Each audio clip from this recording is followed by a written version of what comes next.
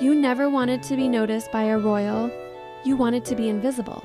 A quiet helper in the palace kitchens and a face nobody remembered except the head cook when he needed extra hands. But fate apparently had other plans, and they all wore designer crowns. It started on a calm Tuesday evening, or as the palace staff later called it, the night YN destroyed diplomacy with one sentence. You were standing behind your mother, Lady Celine, the Queen's trusted seamstress, helping to serve wine to the royal family. The hall glittered with chandeliers, the smell of roasted duck and perfume mixing in the air. You were doing fine. No sarcasm, no clumsiness, until Prince Taehyung spoke. "I refuse to eat peas," he said flatly.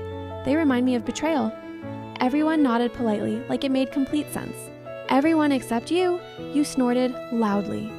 Forks froze midair, heads turned, the Queen blinked, and then your mouth, cursed and brave, decided to speak. "What kind of betrayal, Your Highness? Did one roll off your plate and join another kingdom?" The silence that followed could have frozen time. The Queen's eyebrow twitched. Your mother whispered your full name under her breath like a prayer, and the prince... Oh, the prince smiled. Not the charming smile you'd seen in portraits. This one was wicked. "You find humor in mocking the crown?" he asked softly. "You wanted to vanish into the soup tureen." "Just the peas, Your Highness." He leaned forward, voice low, playful, dangerous. "Then I hope you enjoy serving them for the rest of your life."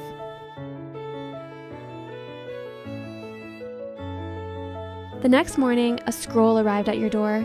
Royal decree, you were promoted, though promoted was a generous word, to official royal food taster.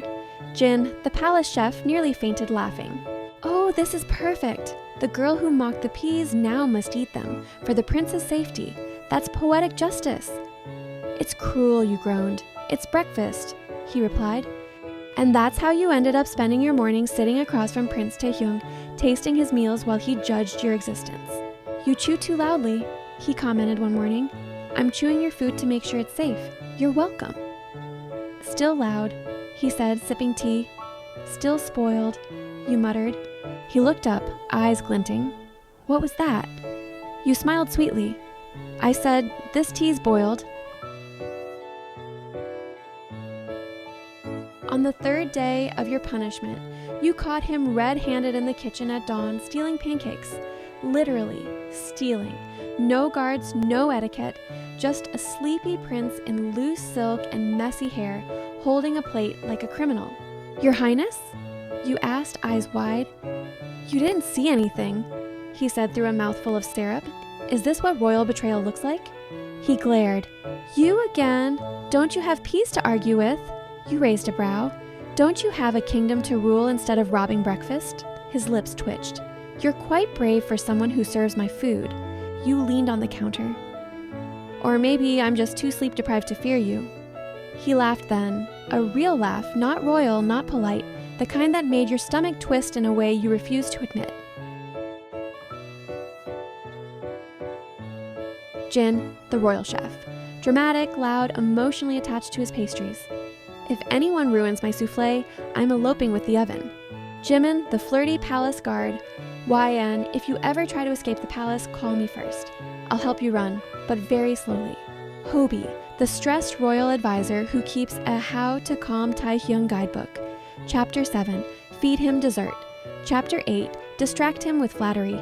Chapter 9, Pray. Princess Leah, Taehyung's younger sister.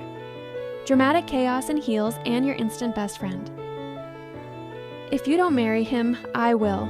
Actually, no, he's too moody. Never mind, you can have him." The Queen, the terrifyingly calm mother who probably knows everything. A week later, you found him sketching by the royal fountain, sunlight filtering through the leaves, a single curl falling over his forehead. He looked human. Annoyingly beautiful, but human. "You draw?" "When I'm avoiding meetings," he said, not looking up. You peeked at the sketch. "Is that supposed to be me?" "No," he said quickly, then paused. "Maybe." "Wow, I look like a sad cloud. That's because you ruined my sunshine?" You stared at him. "You're impossible." He smiled without looking up. "And you're distracting. Your heart did something weird, like tripped on its own shoelaces." You turned away before he noticed. I'll go tell the chef to prepare your lunch. Peas? He asked with a smirk. A full bowl, you replied. And that's how it began. A prince who hated peas, a servant who didn't know when to shut up, and a kingdom that would never be the same after the two of you crossed paths.